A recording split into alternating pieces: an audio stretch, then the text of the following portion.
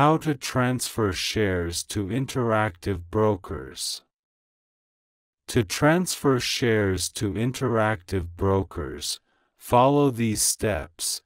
Go to Interactive Brokers website and log in with your account information. Now click on the Transfer and Play option. Now select Transfer Position. Now select the option suitable for you. Now select your region. Now, select the service you would like to use. Now, enter your broker information.